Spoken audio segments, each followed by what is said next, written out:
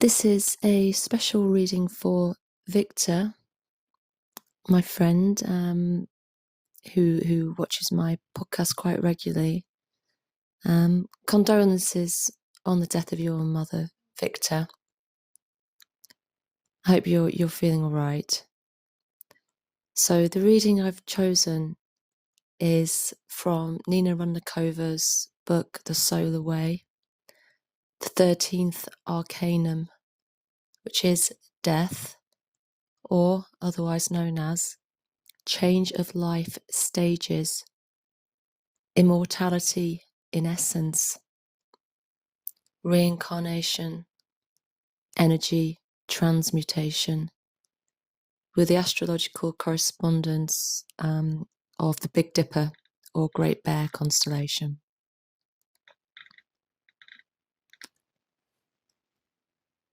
In the universal life, there is no death as we understand it. There is no sunset. Life is governed by the principle of transformation of one stage of consciousness into another, and, accordingly, with the transition of consciousness to the next stage, the form of its manifestation and the conditions of its existence change. The principle of life is manifested everywhere, and the dynamics of life are symbolized by rows of waves. The coordinates of these waves are their fractures, that is, the upper, the culmination point, and the lower, fading point. Transitions of consciousness through these points is what we call death, because when these points are crossed, a new stage of life and manifestation begins each time. The discontinuity of the worlds, that is, the loss of continuity of the transitions of consciousness from one stage of manifestation to another, and the identification of consciousness with the stage of each manifestation, introduced the concept of birth and death into the worldview of mankind, instead of the concept of continuous transformation. These false representations were the reason for the loss of humanity's power over the materials of its personality, body and psyche, and the loss of self-knowledge. Birth and death are phenomena of the same order. The transition through the culmination point is a spiritual death, that is, leaving the higher planes of consciousness for the immersion of the human eye into matter. Death is the leaving of the material plane for the transition to a higher and more subtle state, that is, birth to other worlds. The tragedy of the process lies only in a wrong understanding of the moment of death and depends on the oblivion of previous states. The core of consciousness, the spiritual I of a person, expressed in it by self-consciousness on any plane of manifestation, always remains identical to itself. The restoration of the continuity of the memory of the previous stages is always the result of finding one's spiritual I and the non-identification of consciousness with the individual stages of its manifestation. To be the master of changes and not to identify with them means to find your unchanging immortal essence. In religious language, your immortal soul.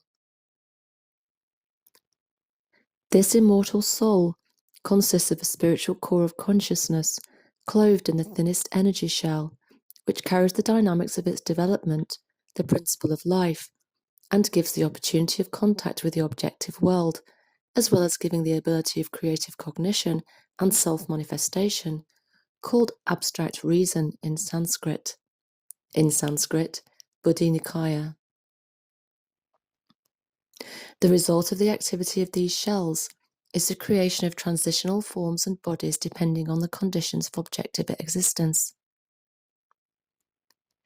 Everything except this opportunity, the immortal soul, is constantly changing, and, objectively considering the course of even a single incarnation, we can easily take into account the intellectual, psychic, and etheric physical changes taking place with us, according to the development of our consciousness, the accumulation of experience, and favourable external conditions. In fact, we are constantly dying and being born into a new cycle of existence, and even nightly we pass our consciousness into other worlds during sleep. It is the phenomenon of sleep that can explain to us the phenomenon of so-called death. In both cases, the same break of consciousness with the loss of memory. On the higher plane, the lower, and on the lower plane, the higher. At the same time, we are perfectly aware with our inner consciousness that the same I experiences both the dream of earthly life and the dream of the subtle world. Our immortal I, an unchanging part of our being, is like an axis on which the spiral of objective existence is wound, creating from each time it has a shell corresponding to the turn of the spiral. These turns of a continuous spiral are the chain of our incarnations, not only on the earthly, but also on the general cosmic scale. Because the immortal soul is only temporarily connected with the conditions of earthly existence and the chain of a number of earthly personalities conditioned by it. After the exhaustion of earthly experience and the fulfillment of earthly tasks, our soul goes to other worlds, continuing the chain of its incarnations on other planets as it was before in the times preceding the earthly incarnations. Our earthly incarnations are extremely confused due to violations of a certain norm, due to errors, false identifications of consciousness, and a network of misconceptions and concepts in which we are entangled. Since this network of ideas is extremely individual for everyone, since everyone carries a world created by him, then everyone's karma is individual, and therefore both the terms and lines of incarnation are individual. Of course, there is a general law regulating human incarnations, but the application of this law is extremely diverse and depends on individual karma. During the incarnation, a person will accumulate experience, and by his actions he will generate a whole chain of causalities. This experience does not exhaust the cognitive possibilities and requires continuation. The consequences generated by these actions do not have time to get out of life during one incarnation, and, thus, provide for the following incarnations, because the worn-out conductors, the secret of transformation, which a person has lost, are not able to accommodate stresses exceeding a certain limit. When this limit is reached, the human consciousness leaves the conductors, first of all the physical conductor, that is, the body. After leaving the body, a person remains in his mental, astral, energetic, and etheric force shell. But with the loss of the body, he loses the necessary conditions for contact with the earthly objectivity, that is, with the surrounding planetary world. So the state of the departed from the body is relatively subjective. After all, consciousness is the ability to consider the accumulated experience, to recognize the true from the false in it, to separate good from evil, and determine the lines of its next manifestation. In the first moments after leaving the physical body, the lower, coarser shells of the astrosome are still in contact with the physical body. The etheric body is finally separated from the physical body 48 hours after the heart stops beating. During these 48 hours, it is recommended to leave the body in complete peace and silence, without shaking the mental atmosphere with lamentations and sobs. High concentrations of prayers are good, which introduce high-order vibrations into the vehicles of the outgoing person and facilitate the process of leaving the body. On the 9th day after death, the final division into the constituent parts of the etheric shell takes place, and its higher part, the life force, prana, goes to feed the astral body, and the lower part, borrowed from the treasury of nature and not converted into human vibrations, remains with the body and accelerates the process of decomposition. This is the part of the prana that nourishes the material instincts of the body. Therefore, Overcoming the material instincts leads to the non-decomposition of the body, as in the relics of saints. After the 9th day, the consciousness of the astrosome is focused on the astral plane, where it re-emotionally experiences the pictures of its incarnation, restoring them to the smallest details forgotten during earthly life. At the same time, there is a reckoning and the allocation of the main moments of life as decisive for the karma of the following incarnations. Attention is focused most of all on negative cliches and on the adjustments that can correct them. This state is called in Sanskrit staying in kama-loka, and in Christian terminology, passing through purgatory. Having highlighted the main moments of the incarnation, having exhausted the astral experience, the consciousness of the departed leaves the astral shell, which dissolves in the general psychic vibrations, remaining in consciousness only as the resultant of the experience past. Consciousness passes into a mental shell, where there is a revision of the world view and the elimination of the ideal. This state is called in Sanskrit staying in devachan, and in the religions of others, staying in paradise. Here consciousness experiences its best aspirations, the ideas of the ideal created in life, and gradually reaches the highest states once outlined in earthly life. Experience them in their entirety until the power of concentration invested in them during earthly life is exhausted.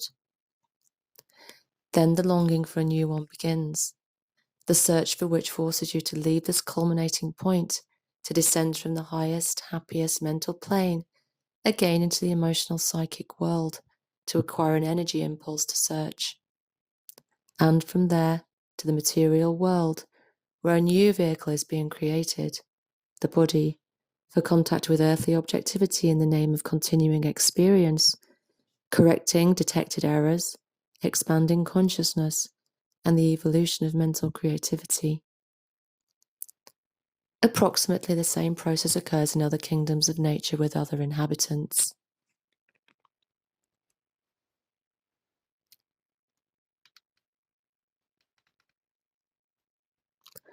The consciousness of animals, more accustomed to the physical world, perceives the moments of transition more acutely.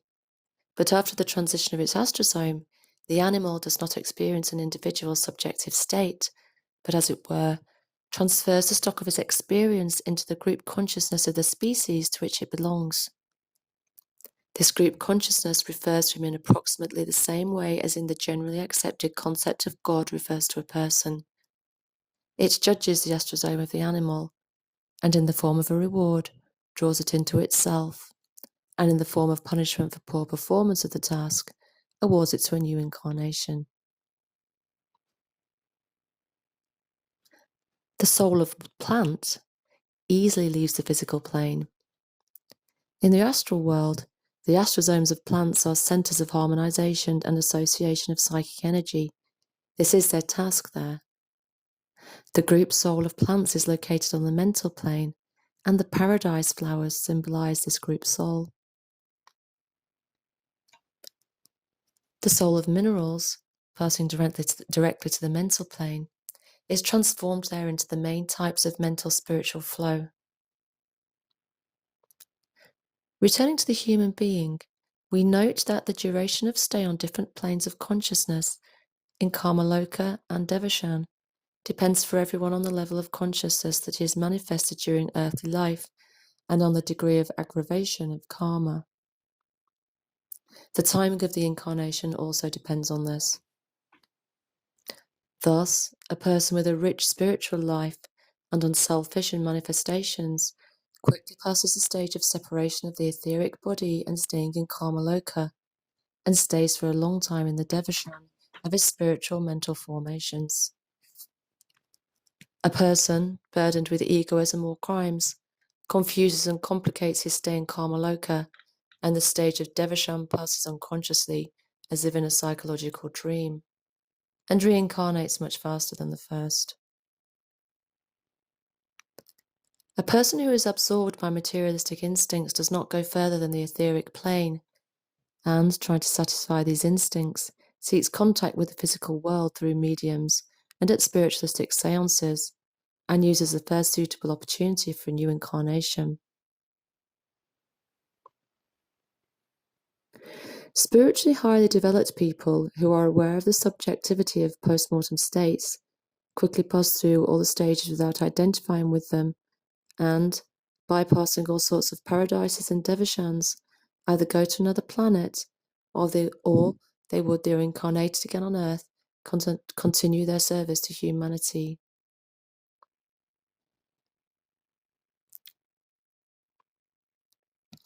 Early deaths usually entail a new incarnation, often a direct continuation of the interrupted one. In this case, the passage through the kama-loka and devachan is postponed until the next time, and the preservation of the personality ensures the clarity of the memories of the previous incarnation, since the same astral and etheric body is used for the new incarnation as in the interrupted incarnation. The same category includes deaths in childhood, and it happens that a child is born twice to the same mother. In this case, the death of the first body indicates some kind of error in the process of the incarnations of the guides.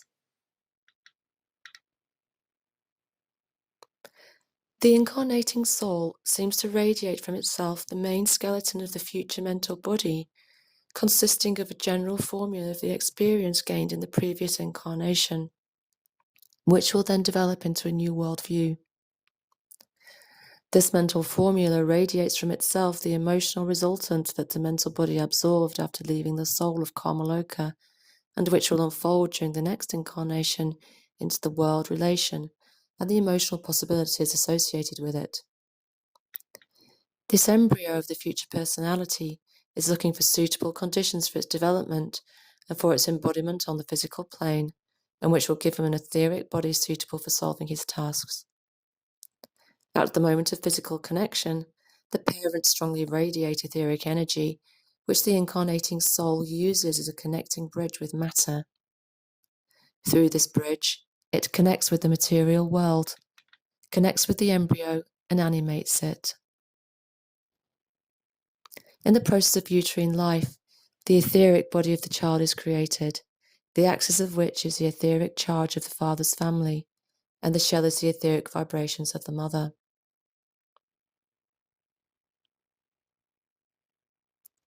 From the moment of birth and independent physical existence, the emotional axis begins to be absorbed into the etheric body, and full absorption occurs by the age of 7, when the infant passes into adolescence. Then there is the development of this axis into the astral body of a new person, the main tonalities of which are established by the age of 13. From the age of 13, the absorption of the mental body begins, which is also associated with the achievement of puberty, because gender is determined by the mental plane. This is the transition from adolescence to youth. At approximately the age of 21, the unfolding of the mental formula into the main determinants of the incarnational worldview ends. This finally establishes the karma of the incarnation. The moment of coming of age is the moment of the full incarnation of a person on the ground. Next comes his self-manifestation of the accumulation of a new conscious experience.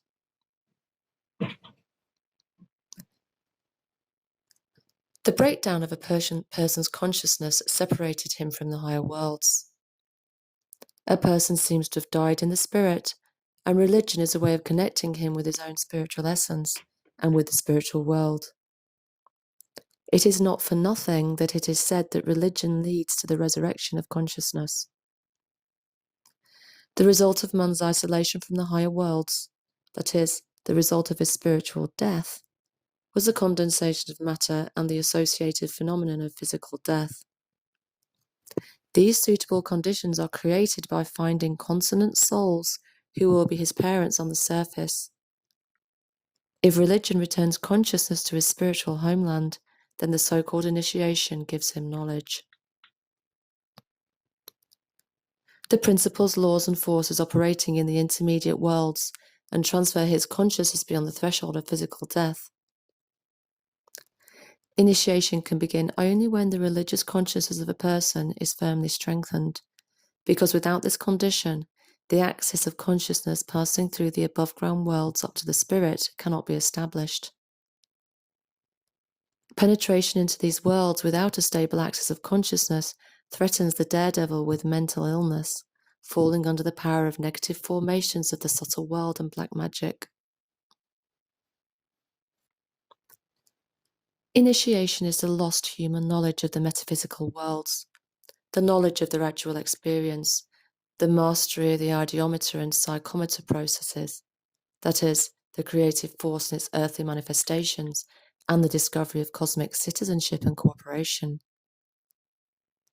The highest point of initiation is the victory over death in the three earthly worlds, that is, the restoration of the continuity of consciousness, the ability to master the apparatus of the transformation of spiritual materials, the secret transmutation of energy within oneself and in the descriptive world. The result of the first stage of initiation is a theoretical victory over death, a theoretical recognition of the continuity of consciousness and the laws of transformation, associated with the ability to observe the transitions of individual spiral cycles into each other.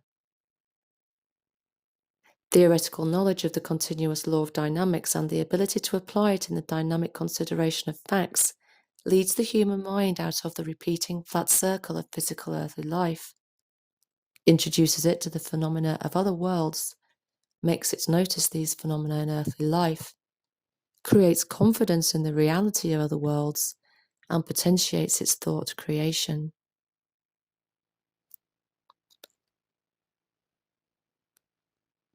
The second stage of initiation brings a person into practical contact with other worlds and practically introduces him to the apparatus of transformation, which leads his consciousness to other worlds, and from there back to the earthly world. This practical familiarization is achieved by exteriorizing consciousness from one's physical body to other subtle bodies operating on other planes. The first stage in this case is the separation of the mental, astral, and partially etheric bodies from the physical body. Moreover, the physical body with the lower part of the etheric arrives at this stage in a state of trance, similar to death. With longer exteriorizations, this condition is called lethargy. In fact, the human consciousness passes the threshold of death, but not after the wear of its shells or for a karmic reason, but voluntarily and consciously with full possession of the abilities of its magical and mental bodies. In this state, after a short stay in its own kama-loka, a person gets acquainted with the astral world of the earth and returns to the body again with the acquired knowledge. With the repetition of such exteriorizations, the knowledge of the subtle world, the understanding of its laws and methods of action deepens and expands, and the ability to arbitrarily project one's astral shell to earthly distances is acquired by storing the memory of the impressions received and the actions performed. Further stages of exteriorization separate the mental body from the astral one. Then the state of lethargy is not necessary. The body is in a half trance. The astral body gives its power to the mental body, and it is also in a state of half trance. The mental body, imbued with the power of the astral and transformed by the power of the etheric, penetrates into the creative mental world of the planet and, temporarily, concentrating in its devachan, learns the general mental sphere of the earth with the suns of ideals burning in it and spirits building it up with subtle, beautiful images.